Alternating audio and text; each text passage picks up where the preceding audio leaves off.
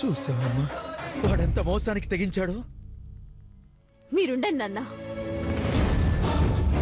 జై తీసేరా తీసేరా బాసుకాన్ని, లేదంటే అదే బాసుకాన్ని బురితాడుగా మార్చి పూలమాలగా నీ శవం మెళ్ళ వేసేదాకా నేను ఇక్కడి నుంచి కదలను. ఏంటే నువ్వు నా శవాన్ని చూసేది? ఇప్పుడే ఇక్కడే నిన్ను నీ బాబుని చంపి పాత్ర వేస్తాను. నిన్ను నీ బాబుని చంపేస్తాను.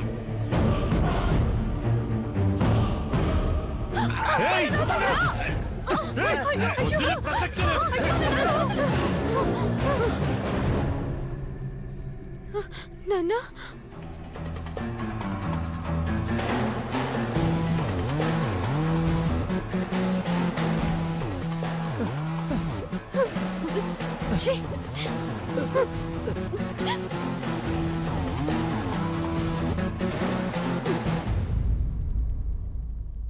అయ్యా మీకు దండం పెడతాను, వీడిని మాత్రం నమ్మొద్దు. సాటి ఆడపిల్ల జీవితం అన్యాయం అయిపోతుంటే ఈ స్థితిలో కూడా నేను వచ్చానంటే అర్థం చేసుకోండి.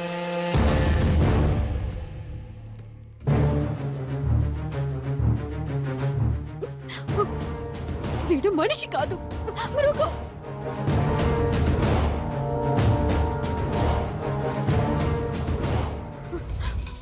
వీడికి లేని వ్యసనం లేదు. రోజుకు చిత్రహింసకు గురి చేస్తుంటే మా నాన్నకు తెలియకుండా 7 ఏడాది పాటు భరించాను.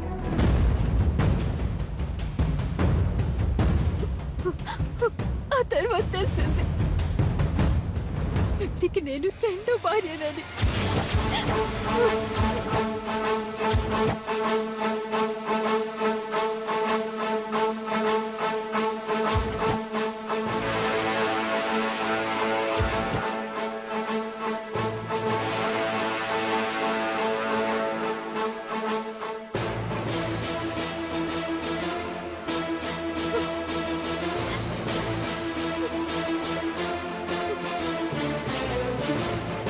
ఇక నేను భరించలేకపోయాను, పారిపోయి ప్రాణాలు దక్కించుకున్నాను. ఇంకా వీడితో కలిసి కాపురం చేయలేక విడాకులు తీసుకున్నాను. ఇలాంటి వాడు ఇప్పుడు 3వ పెళ్లి కూడా సిద్ధపడుతూ ఉంటే చూడలేక ఆపడానికి వచ్చాను.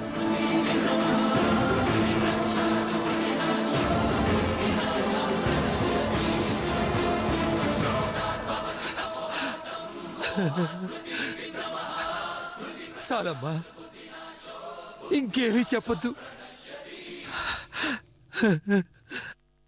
మా కళ్ళ ముందే ఒక నిండు ప్రాణం తీయటానికి వెనకాడలేదంటే వీడు ఎంత నరరూప రాక్షసుడో అర్థమవుతుంది.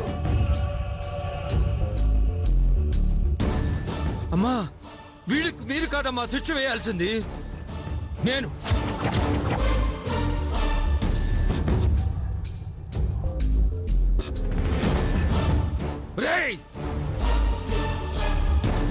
దేవుడే దిగొచ్చాడన్నాను రా నిన్ను చూసి.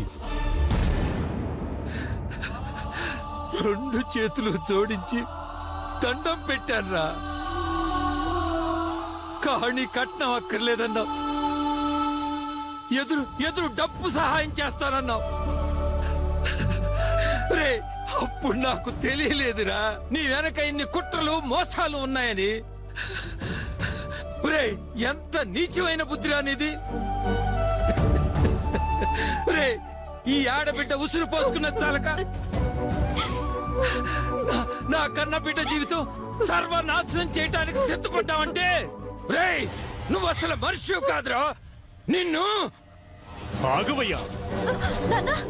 ఎస్, నేనే 2వ పెళ్లికి సిద్ధపడ్డాను.